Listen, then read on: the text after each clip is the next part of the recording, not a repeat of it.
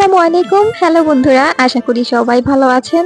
আজ আমি আপনাদের জন্য নিয়ে এসেছি আমাদের গ্রাম বাংলার একদম ঐতিহ্যবাহী একটা রেসিপি, তালের বড়া।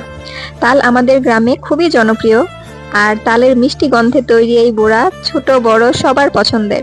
চলুন কথা না বাড়িয়ে দেখে নেই কিভাবে সহজে তালের বড়া বানানো যায়। আমাদের মুন্সিগঞ্জে তালের অনেক কদর। বাড়ির পাশে যখন তাল গাছ থেকে পাকা তাল পাড়া হয়, তখন এই বড়া না বানালেই যেন কিছু একটা অসম্পূর্ণ থেকে যায়। এখন হচ্ছে তালের সিজন না, তবে আমি ফ্রোজেন করে রাখা ফ্রিজে যে তালটুকু আছে ওইটুকু দিয়ে বানিয়ে দেখাবো। তালের বড়া বানাতে খুব বেশি উপকরণ লাগে না, আর সবগুলোই আমাদের হাতের কাছেই থাকে। আমি যা যা নিচ্ছি সেগুলো হলো চিনি, নারকেল কুড়া, বাদাম কুচি, চালের গুঁড়ো, লবণ, তেল। আর বাদাম এটা হচ্ছে আমার পছন্দ। যখনই আমি তালের বড়াটা কামড় দিই তখন বাদামটার একটা স্মেল আসে, আমার খুব ভালো লাগে খেতে।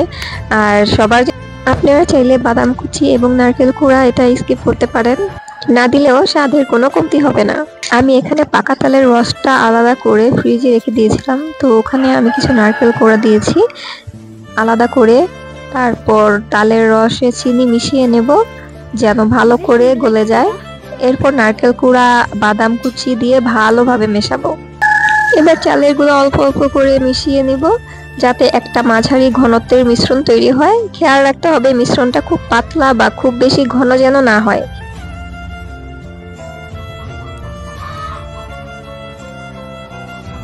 এবার চুলায় তেল গরম করব। তেল গরম হলে হাতে বা চামচ দিয়ে ছোট ছোট বড়া তৈরি করে গরম তেলে ছেড়ে দেব।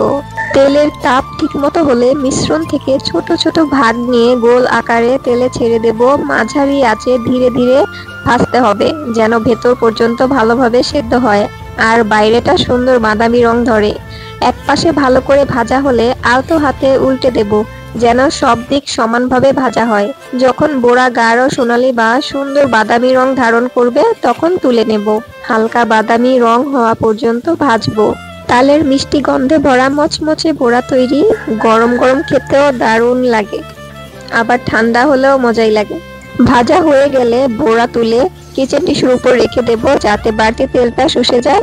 দেখুন কি সুন্দর রং হয়েছে, বাইরে মচমচে আর ভেতরে নরম, একদম পারফেক্ট। এই ছিল আজকের তালের বড়ার রেসিপি।